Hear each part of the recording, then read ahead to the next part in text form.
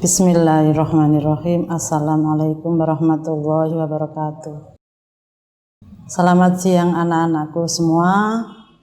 Kelas 2 MDA Al-Muayyad Surakarta, khususnya kelas 2B, kelas 2C, kelas 2D, dan kelas 2E. Hari ini Selasa tanggal 28 Juli 2020, kita ketemu di pelajaran fikih. Perlu saya ulangi lagi bahwasanya seharusnya fikih yang kita pelajari di Madrasah Diniyah Awaliyah ini adalah kitab yang dipakai adalah Safinatun Najah. Karena keadaan, maka kesepakatan dari guru fikih kelas 1, 2, dan 3 mengambil materi dasar yaitu bab wudu. Anak-anak semuanya, sebelum dimulai ini khas daripada madrasah di Al-Muayyad. Sebelum pelajaran kita mulai membaca doa sebelum pelajaran atau ad-du'a'u yaqra'u qabla darsi. Tolong semuanya menirukan, jangan sambil tiduran. Kita baca bersama-sama. Bismillahirrahmanirrahim. Sa'altuka rabbi sihatal qalbi wal jasad wa afiyatal abdani wal ahli wal walad wa tulal hayati fi kamal istiqomati wa hifdham minal ijabi wal kibri wal hasad wa rizqan halalan wasi'an ghaira naqisin yakunu lana auna ala manhajir rasyad wa ilman mubarakan bihi afhamul kutub wa ra'yan satidan yanfa'ul ahla wal walad wa amna minal bala'i wal hawli wal fitan li autanina wa ismatan min dawil hasad wa husna adailil huquqi jami'iha alamatu hibuhu wa tardahu ya samad wa aktir lana tawabi al haqqi wal huda minal aqribai wal ba'idina wal ab'ad bifadlika ya rahmanu ya muhsinal wara wajahin nabiyil mustafa khaira man sajad alaihi salatullahi thumma salamuhu wal ali wal ashabi wa malil ula qasad amin amin ya Allah ya Rahmanu ya Rahim antal jawadul halim wa antal ni'mal mu'in. Anak-anakku semua, bahwasanya untuk pelajaran saya khususnya sebelum pelajaran dimulai juga kita baca sholawat nariyah bersama-sama. Kita mulai. Allahumma sholli sholatan kamilatan wa salim salaman taman ala sayyidina Muhammadin illadhi tanhalu bihil uqadu wa tanfariju bihil kurabu wa tuqda bihil hawaiju wa tunalu bihir raghaibu wa husnul khawatimi wa yustasqal ghamamu biwajhil karimi wa ala alihi washabihi fi kulli lamhati wa nafasin wa nafasin bi'adadi kulli ma'lumillah. Nah, sekarang kita akan memasuki pelajaran, tentunya membaca doa sebelum pelajaran dulu bersama-sama. Tentunya anak-anak sudah hafal. Bismillahirrahmanirrahim.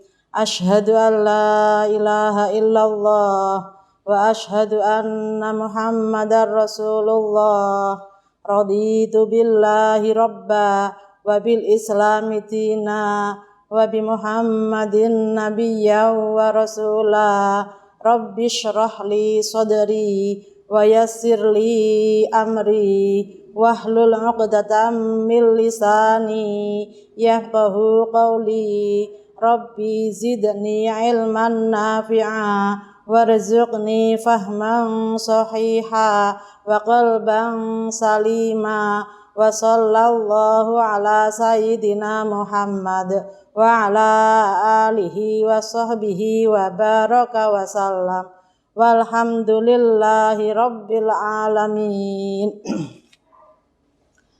Tetap semangat anak-anak. Sekarang kita memasuki materi, yaitu bab wudhu. Yang harus diketahui anak-anak terlebih dahulu untuk mengawali bab wudhu ini, yaitu yang pertama mengenai pengertian daripada wudhu. Secara bahasa, kata wudhu dalam bahasa Arab berasal dari kata al-wadu'ah yang bermakna an-nadhofah, yang berarti kebersihan. Sedangkan menurut istilah, wudhu adalah membersihkan anggota tubuh dengan air yang suci dan mensucikan untuk menghilangkan hadas kecil berdasarkan syarat dan rukun tertentu. Jadi pengertian di sini ada dua segi, satu menurut bahasa, dua menurut istilah. Tadi dikatakan bahwasanya kalau menurut bahasa berarti kebersihan. Secara tidak langsung anak-anak, kalau seseorang itu sering melakukan wudhu, harapan saya anak-anak habis apapun, habis dari kamar mandi, usahakan untuk senantiasa melakukan wudhu.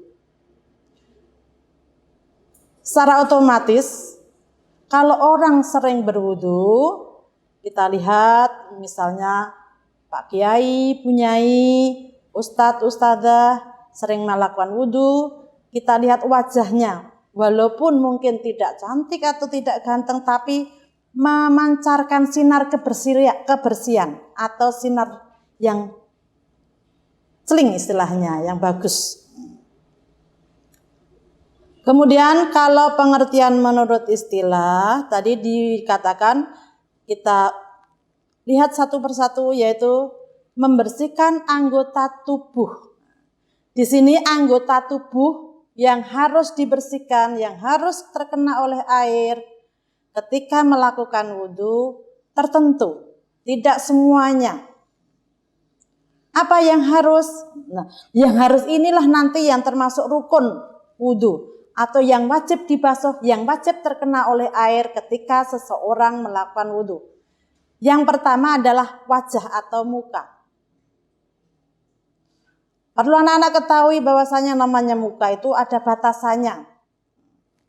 Tidak hanya diciprat-cipratkan saja, tapi perlu di tangan bekerja untuk meratakan air ketika air dibasuhkan ke muka. Batasannya yaitu dari mulai tumbuhnya rambut di atas sampai dagu. Dari telinga kanan, anak-anak yang ada sentilnya kupingnya itu, sampai dengan telinga kiri. Itu namanya batasan muka yang harus dibasuh ketika melakukan wudhu. Kemudian anggota yang kedua yang harus terkena oleh air ketika berwudhu yaitu kedua tangan. Lah batasannya sampai mana? Sampai siku. Kalau anak-anak pakai lengan panjang, maka lengan panjangnya harus dibuka. Ingat bagi perempuan kalau menjahitkan baju tolong diberi kancing baju. Jadi nanti kalau wudhu tidak ada masalah untuk membuka baju. Karena kebanyakan sekarang banyak perempuan yang menjahitkan baju lengannya tidak ada kancing. Akhirnya apa? Ketika wudhu hanya sebatas gini aja. Padahal ketika membasuh tangan batasannya sampai dengan siku. Anggota tubuh yang harus dibasuh yang ketiga adalah sebagian rambut kepala. Sebagian rambut kepala. Kalau nanti membasuh semuanya berarti bukan termasuk rukun, tambah kesunatan, yaitu termasuk sunnah wudhu. Kemudian yang terakhir untuk anggota tubuh yang harus dibasuh, yaitu kedua kaki. Batasannya sampai apa? Sampai mata kaki. Kemudian yang namanya wudhu tadi pengertiannya membasuh anggota wudhu dengan air yang suci dan mensucikan. Lah air yang suci dan mensucikan itu yang mana? Kalau anak-anak ingat pelajaran kelas 1 SMP dulu, air yang suci dan mensucikan atau yang dikenal dengan air tohir, mutohir itu atau yang disebut dengan air mutlak. Ada 7 macam air. Catatan itu ada pelajaran di kelas 7 tahun yang lalu. Lah wudhu itu untuk apa? Untuk menghilangkan hadas kecil. Di sini anak-anak harus ingat lagi mana yang termasuk hadas kecil. Contoh yang gampang adalah sesuatu yang keluar dari 2 jalan, baik jalan depan maupun jalan belakang. Baik yang berbentuk padat, gas maupun cair. Yang berbentuk gas walaupun semua orang tidak mendengar dan tidak berbau, tapi kalau sudah ngerasa kentut istilahnya, maka dia terkena oleh hadas kecil, maka dia harus berwudu lagi ketika akan mengerjakan sholat. Yang selanjutnya akan sah wudu seorang itu harus berdasarkan syarat dan rukun tertentu. Bab yang selanjutnya yaitu dalil yang melandasi syariah wudhu. Yang jelas yang sesuai dengan anggota wudhu yang harus terkena oleh air di atas yaitu terdapat dalam surat Al-Maidah ayat 6. Saya harapkan anak-anak ini hafal dan tahu maksudnya. Bunyinya antara lain sebagai berikut. A'udzu billahi minasyaitonir rajim. Bismillahirrahmanirrahim. Ya ayyuhalladzina amanu idza qumtum ila sholati faghsilu wujuhakum wa aydiyakum ilal marafiqi wamsahu bi ru'usikum wa arjulakum ilal ka'bain. Artinya, hai orang-orang yang beriman, apabila kamu hendak mengerjakan sholat, maka basuhlah mukamu dan tanganmu sampai dengan siku, dan sapulah kepalamu dan basuhlah kakimu sampai dengan kedua mata kaki. Nah itu dalil yang ada di dalam Al-Quran. Yang selanjutnya pengertian sudah, dalil sudah. Kemudian tadi dikatakan wudhu seseorang itu akan syah apabila terpenuhi syarat dan rukun. Di sini syarat tidak saya bahas, langsung masuk ke rukun wudhu karena penekanannya bab ini adalah bagaimana cara melaksanakan wudhu dengan benar. Rukun wudhu yang harus dikerjakan ada 6. Yang pertama yaitu niat. Anak-anak perlu diketahui bahwasanya niat itu sebetulnya letaknya di dalam hati. Kenapa ada lafadz niat? Melafatkan niatnya itu hukumnya sunnah, tapi niat dalam hati harus. Mungkin ada yang lafadz niat wudhu itu ada anak-anak yang belum hafal. Maka boleh pakai bahasa apapun. Tapi nanti setelah pembelajaran ini, niat wudhu saya berharap pakai bahasa Arab. Dan niat wudhu itu harus ada ketika kita membasuh muka. Jangan sampai keliru, niat wudhu dibaca sebelum wudhu, itu salah. Niat wudhu dibaca ketika membasuh tangan, itu juga salah. Yang betul, niat wudhu dibaca ketika membasuh muka. Itu rukun yang pertama. Ini secara global dulu, nanti ada penjelasan yang lebih rinci, lebih lebar lagi. Kemudian rukun wudhu yang kedua adalah membasuh muka. Tadi di awal saya katakan, yang namanya muka itu batasannya, saya ulang lagi, dari mulai tumbuhnya rambut di sini sampai dengan dagu. Kemudian dari telinga kanan sampai telinga kiri, itu namanya muka. Kalau belum rata, maka tugas tangan untuk meratakan air tersebut. Kemudian yang nomor 3, membasuh kedua tangan sampai siku. Jangan sampai pergelangan saja. Tadi di awal sudah saya katakan sampai siku. Kalau pakai lengan panjang, bajunya dibuka. Kemudian nomor 4, mengusap sebagian kepala. Maksudnya adalah sebagian rambut kepala. Rambut yang ada di kepala. Sebagian saja. Kalau seluruhnya itu nanti termasuk sunnah wudhu. Yang nomor 5 adalah membasuh kedua kaki sampai mata kaki. Insya Allah sudah paham ini. Kemudian yang nomor 6, yang terakhir adalah tertib. Maksudnya adalah mengerjakan amalan wudhu dengan berurutan. Tidak boleh dibolak-balik. Atau disesuaikan dengan dalil yang saya terangkan di atas, yaitu surat Al-Maidah ayat 6.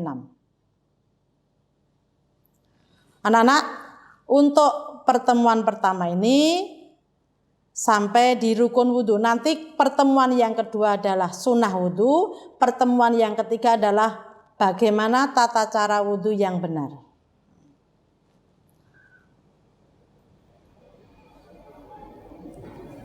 Anak-anakku semuanya, jadi saya rangkum bahwasanya pertemuan PJJ Fikih kelas 2 MDA yang pertama materinya tentang bab wudhu yang mencakup antara lain 1, pengertian wudhu baik menurut bahasa maupun menurut istilah. Yang kedua, dalil yang mensyariatkan tentang wudhu. Yang ketiga adalah rukun wudhu. Kita belajarnya sedikit demi sedikit, saya berharap kalian paham. Demikian materi yang saya uraikan kepada anak-anak. Kita tutup dengan membaca doa sesudah pelajaran bersama-sama. Doanya jangan sambil tiduran ya. Bismillahirrahmanirrahim. Allahumma sholli ala sayyidina Muhammad wa ala alihi wa sahbihi wa baraka wa sallam. Allahumma ighfir lana ma akhtana wa ma ta'ammadna wa ma asrarna wa ma a'lanna wa ma anta a'lamu bihi minna antal muqaddim wa antal muakhir la ilaha illa anta wa akhiru ta'wana anil hamdulillahi rabbil alamin. Kurang lebihnya mohon maaf. Jaga kesehatan. Jangan lupa kalau keluar pakai masker. Wassalamualaikum warahmatullahi wabarakatuh.